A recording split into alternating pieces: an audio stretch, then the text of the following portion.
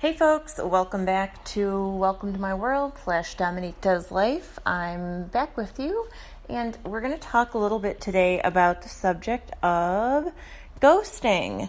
Now, I know this is something that's been kind of a hot topic for a while. Please forgive me if you're hearing the clicking of my phone buttons, by the way. I am switching back and forth between my notes and the live chat here as we're talking. So forgive that sound.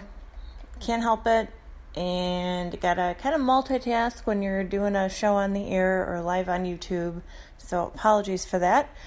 So we're going to talk a little bit about this subject. Now, ghosting is a subject, in fact, that I think will probably never go out of style or go out of fashion because it is so pertinent all the time. It's something that's not going to stop happening, particularly as technology develops and as, in specific, the personal side of technology and communication develops. It's going to become more and more prevalent because I think, at least in my mind, I think that oftentimes, although we want to look at somebody who has kind of ghosted on us as the villain or somebody who's really awful or really hateful or what have you, and sure, that's a possibility. It's very possible that person is all of those things. But even though we want to often look at ghosting as this awful thing that only hateful, terrible people do, I'm going to submit to you that that's not the case much of the time.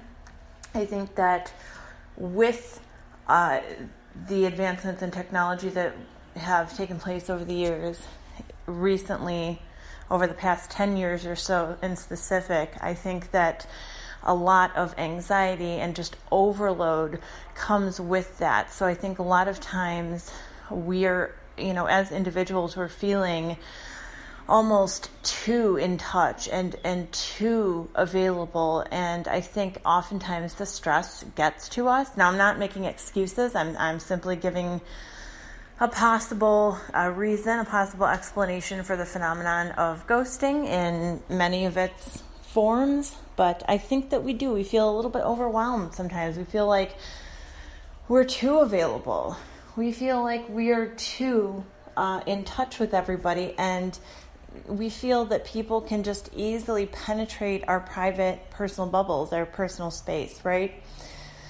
We begin to resent the fact, I think, that folks can so easily interrupt our day. I've certainly been sitting, working at home, typing away or talking with a client only to be, interrupted with some awful thing that somebody says to me out of nowhere, and that hurts, and it makes you feel like you don't have any boundaries. It makes you feel like everybody can just barge right into your personal space. So I get that. However, okay, so don't feel like I'm throwing you guys out on the ice float there if you've been ghosted. I'm not done. Stay with me.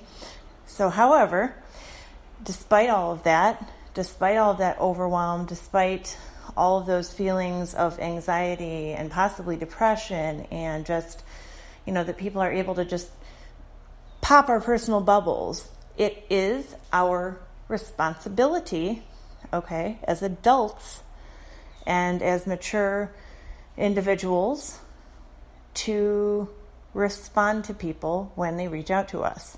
Now, certainly not suggesting that it's your responsibility, like as a dater, for instance, to respond to every guy who calls you the C word or a bitch because you didn't respond to his text within 5 minutes of him sending it, right? So I'm not saying that. So let's get that straight. Not suggesting that you owe that person your time, but certainly if friends or acquaintances or work coworkers or work acquaintances or what have you are reaching out to you, it definitely is your responsibility to get back to them. Maybe you don't get back to them that day, right? Maybe you get back to them within 24 to 48 hours. Maybe you get back to them next week when you're done with your vacation. Maybe if you're having a little bit of a mental health struggle or a physical health struggle yourself, you get back to them again within a week or a few days. Not getting back to people, however, is kind of foolish and immature, and it does send a message, right? But it sends a very passive message and kind of an ugly message, in my opinion. And certainly in the opinion of many of my clients who have really been through the ringer, particularly with narcissists and sociopaths. I mean, this is one of their favorite tools to use, ghosting. And ghosting, of course, it's pretty self-explanatory. But for those of you who are wondering, ghosting is where, you've been talking to somebody for a while, maybe a short while, maybe a long while. You've been talking to somebody, you've been going back and forth, you've had an exchange with them, you know one another. And maybe you reach out. Maybe it's for a personal reason, a family reason, a romantic reason, a work reason, what have you. It doesn't matter. You reach out to them, they don't get back to you. Of course, the first time that happens, you think, okay, maybe they just accidentally clicked read on that text or that email, and they didn't mean to do it, and they just had to get on with their day. Maybe their phone is off. Maybe they're really stressed and overwhelmed. So usually the first time, at least with me, the first time it happens, I'll try to kind of give that person the benefit of the doubt and just say, okay, life is busy. I get it. Things are hectic. I can understand why they wouldn't be able to get back with me right away. Heck, maybe they forgot my message. Maybe they just are so overwhelmed that they forgot to return my message. I get it. We all get it. When it happens twice and the person still hasn't gotten back to you, that becomes a little bit suspicious, at least in my mind. Hey, I'm somebody who, and I think this is a smart thing for all of us to do, to evaluate our boundaries and to make sure that we're not doing or saying anything inappropriate that would cause that person to not want to speak with us. But I'm definitely somebody, I can just speak for myself, obviously can't speak for anyone else, who is very, very strict with their boundaries. I don't message people super inappropriate things. I definitely like to lighten the mood with some humor and have some fun. And, I'm very plain spoken about things. So you will be, if you talk to me, you'll be hearing me tell you pretty much exactly what I think about whatever you're bringing up. And I try to be respectful about it. But yeah, I use humor. I can be sarcastic. I can be very forthright about things. But I try very hard not to be inappropriate, and I've certainly never gotten the feedback from anybody that has said, oh my gosh, what you said was just super inappropriate, or you just violated my boundaries. I really haven't heard that, but nevertheless, I have been ghosted on.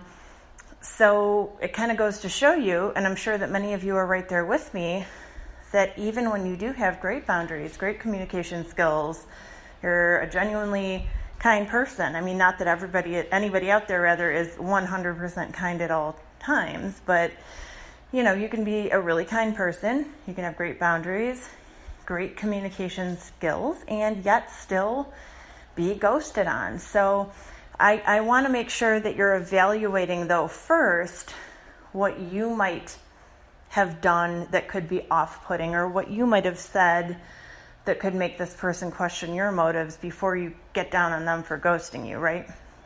So, for instance, if you're dating and let's say you've messaged a woman that you're interested in, let's see some topless pics, and she doesn't get back to you, gosh, that could be why, right? So it's important to be honest with ourselves about, why folks might not be taking to what we're saying to them. It's important to be honest with ourselves about why somebody may not want to speak with us. But it's just as important for that person to be honest with us in return.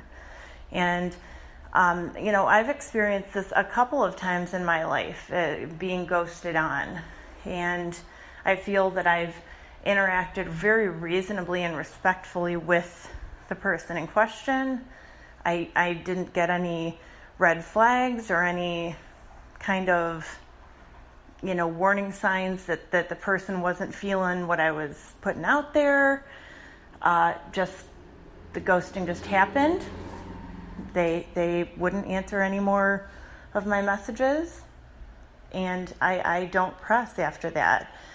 After 2 or 3 instances of not answering a text, an email, a phone call, I no longer reach out to that person. If that person has asked me to do them any favors in the future, obviously at that point I'm going to kind of consider whether or not doing that would be in violation of my own boundaries of my self-respect, right? So I want you guys to kind of consider what I'm saying and see if maybe some of these tactics work for you. I want you to think hard when somebody who has treated you with disrespect or has ghosted on you or has shown you in some way that you're not worth their time. I want you to think about why you're still reaching out to them, why you're still interested in helping them out. Or, for instance, I have a couple of people that I will regularly advertise their business ventures, or several people that I know who run for office. I will try to advertise, put their information out there, say, hey, this person is a really great person. Here's why I think you should vote for them. Here's why I think you should volunteer for them. Or here's why I think you should work for them or work with them. Here's why I think you should buy their product. And obviously, if somebody ghosts on me or treats me with disrespect, I'm going to reevaluate my willingness to do that with them, right, in the future. I would love to hear your stories about ghosting, whether you were the ghostee or the ghoster, whether you got ghosted on or whether you did the ghosting.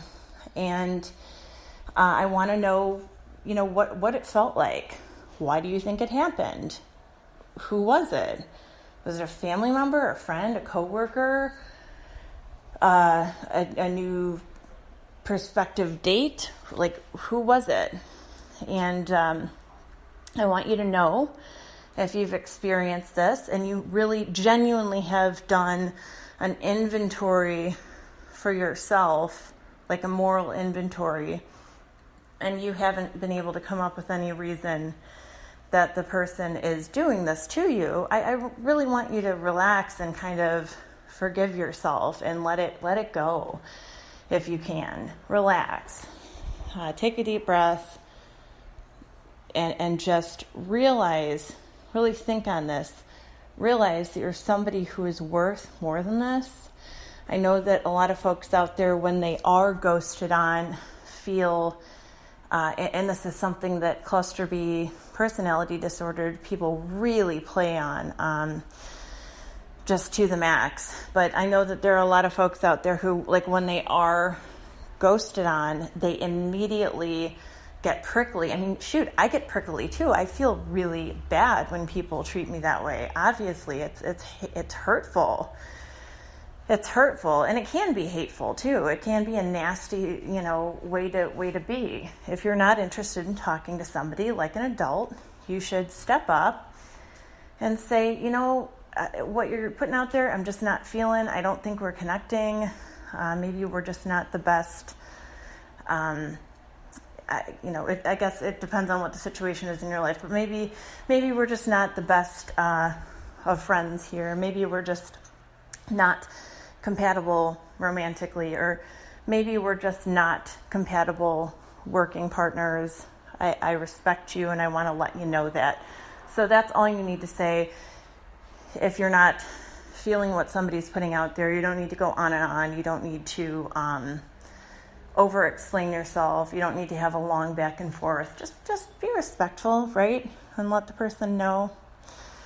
But I want you guys to really realize that you, the ghostee, the person who was ghosted on, do not need to explain yourself. You don't need to do it. I know that's going to be your reflex. I know that's going to be your go-to response, ooh, I'd better explain myself. I hope this person doesn't think that I was overstepping, their boundaries, or I hope this person doesn't think that I'm some weird stalker. That's what goes through my mind. I'll literally send somebody 2 messages and not get a response. And in my mind, I'll be like, oh my God, this person thinks I'm a weird stalker. Well, probably not, right? Probably not. Facts really don't support that. It's probably something that's going on in that particular person's mind at the time. something that's going on in their life that's preventing them from responding, whether it's a lack of maturity, whether it's a personal issue, maybe they're being co-opted by a narcissist or a sociopath as flying monkeys, you don't know. And it's really tempting to fill in the blanks, right? It's so tempting to fill in the blanks and go, well, here's what I know what's going on. I figured it out. Here's what's going on. Well, the truth is, you're never going to know what's going on because they're not respectful enough to tell you. So here's my view on that.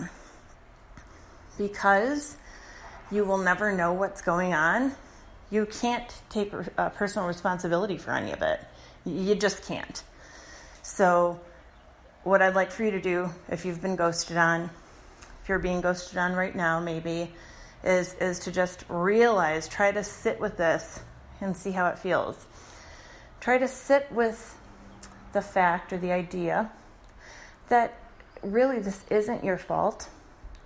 There could be any number of things going on in this person's life or in this person's mind.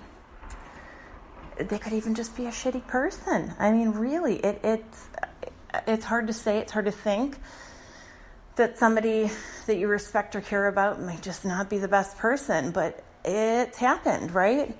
It's happened where somebody just isn't the best caliber of person and their true colors are showing.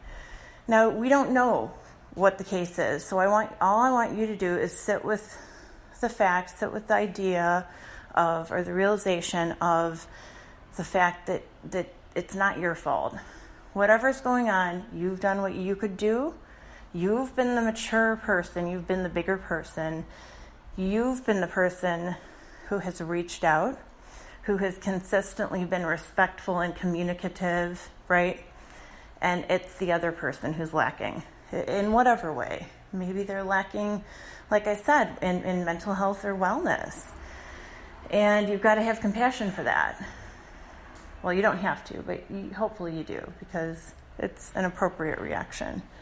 You may want to have compassion for that. You don't know what's going on in their life, so certainly you can't take personal responsibility for this person's behavior, particularly when you don't have the entire story at your disposal. You just don't. So I hope that this has helped you a little bit, that this has helped, if you're going through this right now, to kind of calm you down. Obviously, ghosting is just a really crappy way to behave. I mean, I'm guilty of it. It's happened. I've done it. But I've mostly done it with people that I've been interested in casually dating, who have said things that are disrespectful or that show that they don't honor or respect my boundaries.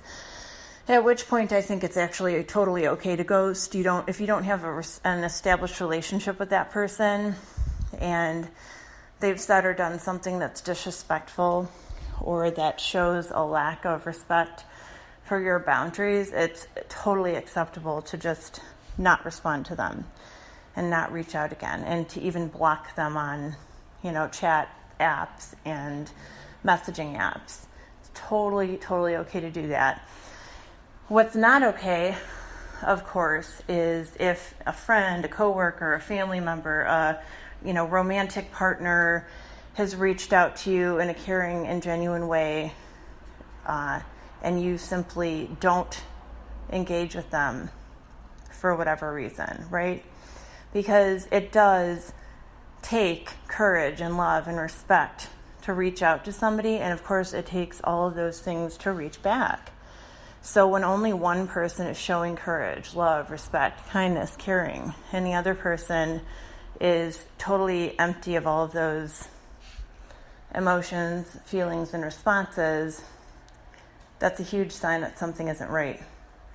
And you may well have just really dodged a bullet and avoided somebody who could have been a real problem personality type for you. So again, I want you to make sure that you're not sitting here trying to blame yourself. I want to make sure that you don't feel that you need to explain yourself. You don't. Absolutely not. The only thing that you need to do is to honor your boundaries, honor and respect what you need in your life, and honor and respect the fact that you deserve respect from other people. You do. We all do. You deserve the respect of other people, whether it be respect as a friend, a lover, a dating partner, a family member, a coworker, what have you. Whether it be respect just as a human being, that you deserve to be able to exist in your space and in your life, and that you deserve to be able to be talked to with respect, treated with respect. It's totally valid and appropriate to feel disrespected when somebody doesn't honor that. So I hope that helps a little bit. I hope that helps you to kind of get your mind around this. I want to touch briefly before we end this podcast on how this subject relates to narcissists, sociopaths, and other cluster B personality disordered individuals. Obviously, ghosting is just a very favorite technique of cluster B individuals, right? It's a very favorite technique of those who are trying to make you feel really badly about yourself. Those who want to keep you guessing, keep you on the hook, right? But yet sort of covertly punish you, make you feel badly, make you feel that you've done something wrong, right? It's a great way in their minds, to keep you guessing, to punish you, to make you feel badly, and again, like I said, to keep you on the hook so that you don't completely leave, and so that if they do come back and give you the merest crumb of attention, you'll be begging for more, and you'll be begging to explain yourself to them. That's the trap you're going to fall into with these personality types. Okay, so I want you to really be mindful of that fact. I really want you to be very mindful of that fact. It's not you. And in this case, in particular, it's not you. It's definitely them. I've had this discussion with many of my clients. I've got a couple right now who feel very much that if they had been a more perfect version of themselves, if they had been a more perfect partner, or more perfect business partner, a more perfect coworker or employee or employer or family member or friend or lover or what have you, that they just know that this narcissist, this disordered person would stick around, right? Well, that's not true. It doesn't matter how good or how bad or how ugly you are to this person. If it's a disordered individual, they're not going to stick around. As we've talked about before, they're stuck in this permanent hamster wheel in their mind. Now, as you know, a hamster wheel just spins and spins. It doesn't go anywhere. It just keeps spinning and spinning and spinning. And they keep going over the same ground over and over and over and over and over again. And it's a cycle. And they run at the same speed most of the time. So they're going to be hitting the same territory at the same time. It's very predictable. Please do look at my YouTube channel, Dominique Does Life, for more information on the cycle and the wheel of narcissistic and sociopathic and cluster B abuse, because my feeling is that if you're tuning in for this, you've probably been through it. You've probably been there. So there's this cycle of abuse that just continues and continues and repeats over and over and over again. It doesn't matter how perfect you are, how horrible you were, what have you. It doesn't matter. It's not about you. It's about them. And just really quickly, now this cycle actually, very sadly, and I've experienced this very recently in my life, very sadly, this cycle can often apply not only to the abuser, to the narcissist, the sociopath, the cluster B individual, but to the abused. That cycle can often transfer onto the person who's being abused, and you will see them treating other people in their life the same way their abuser is treating them, because their whole life exists to adapt and form itself around the abuser's behavior, right? And when I say abuser, again, I don't necessarily mean hitting, punching, and kicking, although that can be a part of the issue too. I mean mental and emotional and spiritual and psychological abuse. So here's what the wheel looks like. When we're talking about victims of cluster B abuse, perpetuating that cycle, oftentimes the love bombing phase doesn't apply, but the other phases do apply, right? So if we've got somebody who's a victim of that kind of abuse in our life, the love bombing stage may not apply, the other stages very likely will apply. But when we're talking about a narcissist or a cluster B abuser, here's what the cycle looks like. Okay, when you first meet, it's love bombing, whether it's a love relationship or not. It's, oh, you're so great. I really identify with you. I love what you said about this. I love what you said about that. I love what you think. I love what you're wearing. I love how you look. You're great. You're awesome. You're wonderful. You like sushi? I like sushi more. You like cereal? I love cereal. You like going to Door County? Well, I love going to Door County, and I was just there yesterday, right? So it's like you're not getting time to come up and breathe. They're just pounding you and hammering you with this constant, almost obsessive praise. And it's always very empty praise. It's not, hey, I like the point you made about this. And here are my additional thoughts on the matter. What do you think about them? It's never that. It's never an exchange. It's always just them hammering you over and over and over with sort of platitudinous compliments that really don't mean anything.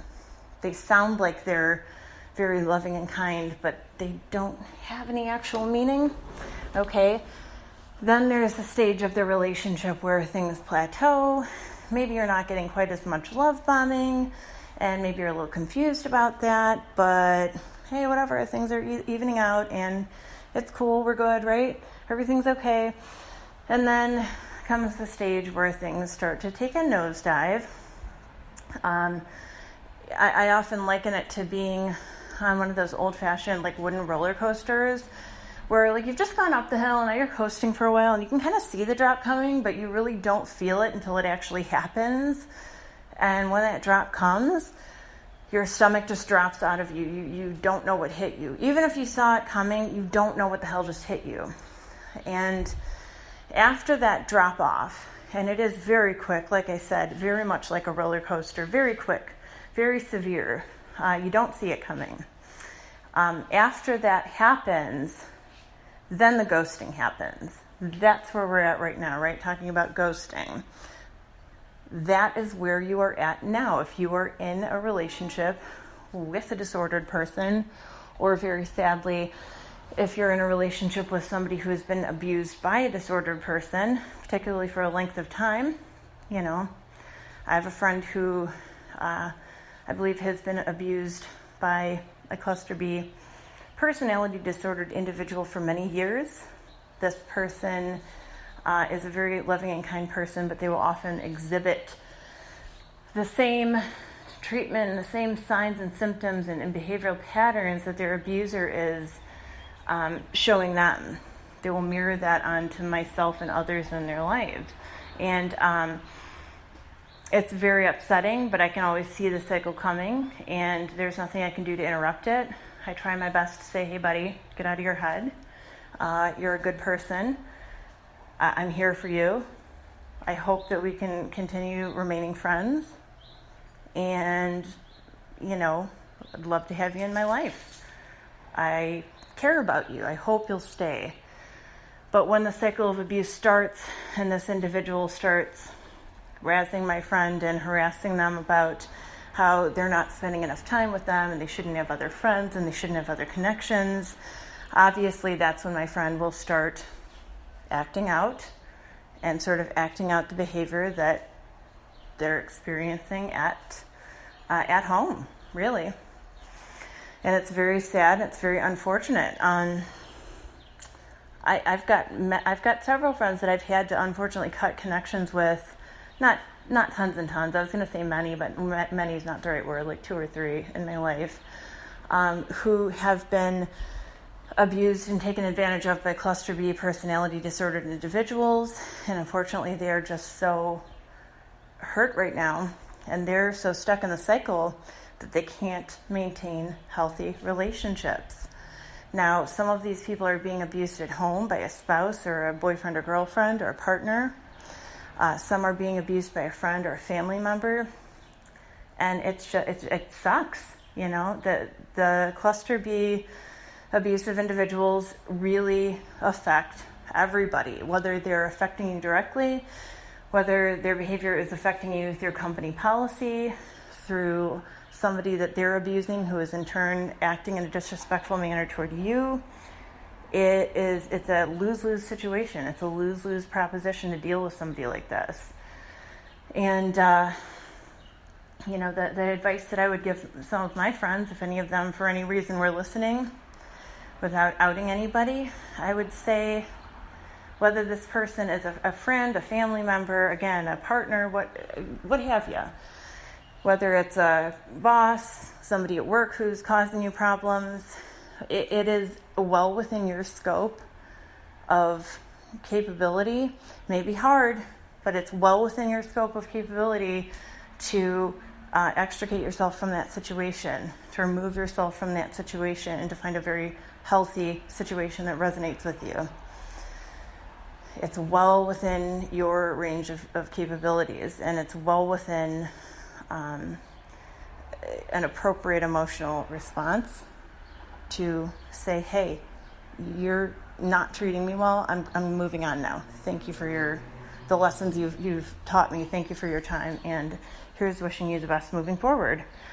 So I hope that you know, personal experience helps some of you who are going through this. It is always within your scope of ability and possibility to say to the person who is taking advantage of you or abusing you, and gosh, it's even very healthy to say to somebody who is ghosting on you or who is looking like they're moving toward ghosting on you, right? It's always appropriate to cut yourself out of that situation and not let them determine the outcome. Part of the reason that I'm talking about this today is that, again, with one of the people in my life who is being very unfortunately abused by a cluster B personality disordered individual, I saw this cycle repeating. This is somebody I've known for many years. I saw this cycle repeating, and I saw things moving toward that ghosting phase. And so I did some soul searching myself, and I made the decision that this time it was appropriate for me to end the friendship. That this time it was totally okay for me to make the first move and to say, hey, so I see that we're moving toward this ghosting thing. I'm not going to allow that this time around. I care very much about you. I'd love to have you in my life, my friend. I'm not going to be able to allow this again, right? And so if and when you have figured things out in your own life and in your own mind, and at that point, if you'd like to continue our friendship, my door will be open. I will not be available via phone, via text, via email, but my door is open if you'd like to chat in person. And I felt that was a very healthy way to deal with the situation. So I do want to just very quickly, before I let you guys go, I want to kind of reiterate the fact that if you're not dealing with somebody who maybe is a caring person or a kind person, if you're dealing with somebody that you actually think might be cluster B themselves, I really don't want you to telegraph your intent. I think if you're dealing with somebody like that and you need to cut things off, or you need to move out of their life, maybe they've ghosted on you and you need to let them know that things are through, I would advise you to think hard about whether you feel it is appropriate to reach out to them at all. And B, I would really suggest that you keep the message short. If you're going to send them a message of some sort and say something like, hey, I'm sorry things didn't work out. I think we are about through here. Best to you going forward, right? If you're going to say something like that, keep it short. Maybe say something like what I just said. That may sound a little bit cold, but if somebody has already ghosted on you, really, who cares?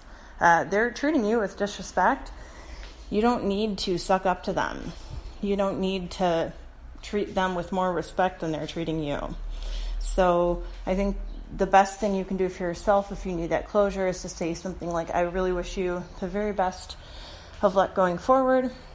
I'm really sorry things didn't work out between us, and many blessings to you for your continued success and wellness and well-being in the future. I really wish you the very best. Take care now. And then you can go ahead and block them, delete them, do what you need to do now that you've kind of gotten that out. But don't launch into explanations, personal explanations, or reasons why you said this or you did this. Just leave it at that. Cut it out, leave it at that. Make a clean break. If you are dealing with somebody, on the other hand, who you feel may be a victim of abuse, who is acting out their abuser's wishes or their abuser's inappropriate behaviors on you, in turn, if you feel comfortable doing so, you might suggest this person look for help. I don't know what your particular relationship is, but in the case of the friend that I just mentioned that I had to do this with recently, I have suggested that this person, seek a third party, an independent, unrelated third party who does not know the abuser, who can be a good advocate for my friend, right? And I have said to this person, I do wish you the very best of luck moving forward. Like I mentioned, I've said I do care about you. I'd love to continue being friends. And, my actual door is open anytime you'd like to come visit. I do care very much about you. So don't take the unfriending on the social media and all of that as a sign that I don't care about you. Because, of course, that's what the abuser is trying to convince them of. Of course, if this person is being abused, the abuser is trying to convince them that nobody cares about them as much as the abuser does, and nobody can ever give them as much as the abuser has given them. And if they leave, the abuser will do A, B, and C, and it'll really suck for them. And, they'll go on with some really goofy threats and excuses. So you don't want to be somebody who's also coming through with goofy threats and excuses. You want to be the person who is supportive, caring, and kind, but who draws their own boundaries. So I hope that this has given you a little bit of insight on what to do regarding some of the various reasons and personality types that you might be dealing with when it comes to ghosting. Now, if this is someone that you don't care about at all, and it makes you feel better to tell the person to get lost before you block them on the dating site or the social media site or what have you, or block them from your phone, by all means, if they've been disrespectful to you, go ahead, tell them that.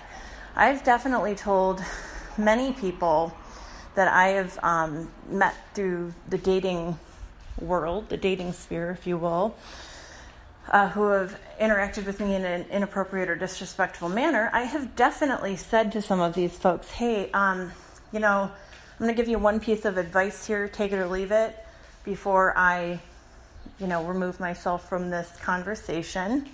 And oftentimes I will say, hey, I've noticed that you're not speaking to me with respect. Here's what you said. Here's why I don't feel that it was okay. I hope you can take this advice into the future and manifest it into a successful situation for you going forward. I hope that you'll consider other people's boundaries and that you'll consider being respectful to folks in the future, because it is very easy, in fact, to hide behind a screen and say vulgar or inappropriate or disrespectful things, or to react emotionally, right? Just as it's easy to hide behind a screen and ghost on people. So I think it really takes a special kind of person, a higher caliber of person, to step up and to say, hey, you just violated my boundaries. That was not okay. Here's why I'm not going to continue speaking with you. I really am sorry it didn't work out, and I wish you the best going forward. Totally appropriate, right? And how hard was that to just get that one out there, put it out there, and let the person know that you're not going to be able to continue contact with them, and here's why, right? And it makes you feel better. I can guarantee you that if you're an empathetic person and you're not a cluster B personality disordered individual yourself and you've ghosted on somebody, you're going to feel like crap. It is what it is. You are going to feel quite badly. You probably do right now if you've ghosted on someone. Now, I'm not going to suggest that you look deep into your past for people that you've had one-time encounters with and just apologize to them all. But if you've got somebody maybe in your life who you were close with at one time, you ghosted on them, you didn't return their calls, what have you, and that's weighing on your mind, please feel free to reach out to them. Don't offer them an explanation for your awful behavior, by the way. Just let them know that you apologize and that they're a good person and that it didn't have anything to do with them, right? So that might be one way to heal yourself, improve your behavior going forward if you're somebody who tends to ghost. If you are somebody who doesn't feel empathy for folks and who just doesn't care, then you're probably listening to the wrong podcast and have tuned out by now. But if you're still listening in, maybe